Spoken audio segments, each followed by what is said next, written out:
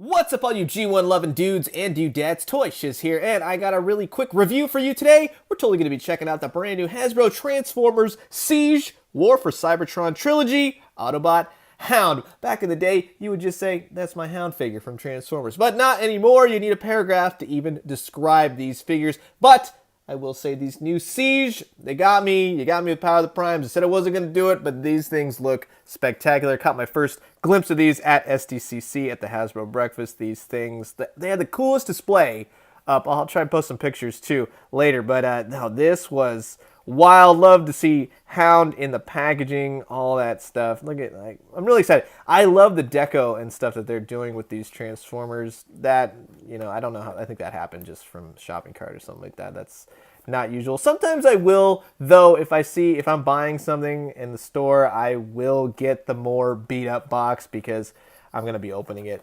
anyways. But yeah, I'm really looking forward to this. Here you go. Here's the barcode just in case if you wanted to check them out. Let's open them up. This is the Autobot Hound from Transformers Siege. And here we got the Autobot Hound all out of the packaging, and he looks stellar. He's looking suave. He's looking very, very cool, very Cybertronian, and then also fairly Earth. I absolutely love the new war-torn dry brush effects on these figures. These figures are they're totally G1, and there's no better way to get me to buy a Transformers figure than to have it evoke Generation 1, and I haven't had a Hound figure in years.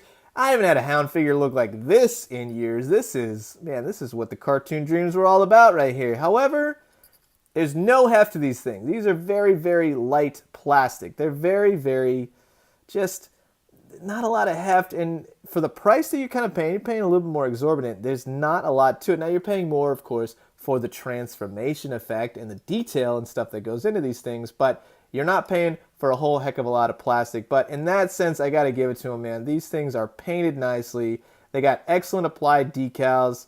A little bit.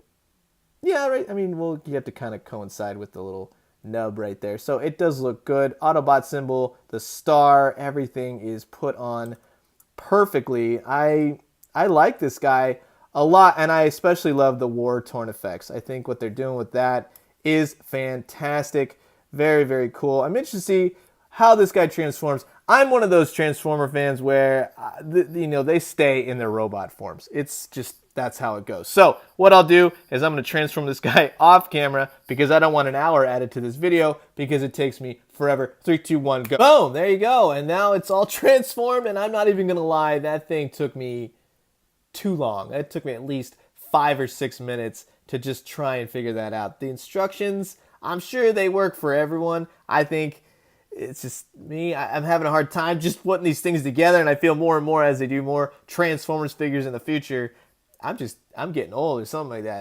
That was a pain to do for me, but the end result is actually pretty cool. It's a nice, updated, very cool Cybertronian tank, Humvee, whatever you want to call this military vehicle. This is very, very cool. I like it a lot, and I like the aesthetics of it. That's very, you know what I mean? You look at it and you go like, that's a Transformer right there. You can totally tell the star, the Autobot symbol. That's just very, very cool, and I like it a lot. Despite it's just really my problems with the transformation. I don't think it's actually that hard.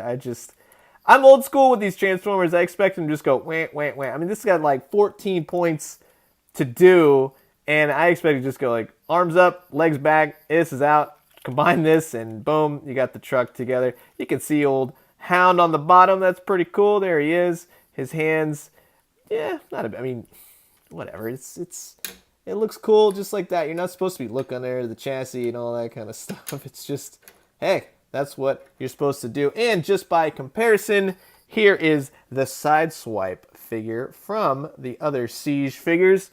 And as you can see, when they're in robot mode and then when you have them in transformation mode, they look pretty good. And here he is all put back together, and that took shorter time than it did transforming him. I will say that. One thing you can do is you can combine all his guns, and then they list it on the instruction booklet that this will fit right in there. And bingo bango, you got a lot of different posability options, guns, all that kind of good stuff. Here is side swipe, so you can get a good size comparison. They look up to match really, really well. Everyone's got some shoulder cannon action going on. So that is going to be my review of the Transformers Siege, the War for Cybertron Trilogy Autobot Hound. Let me know what you guys thought. What do you guys think about these new Transformers figures? I'm loving them. I love the effects on these things. Just look at like the gunmetal and all that. It's distressed.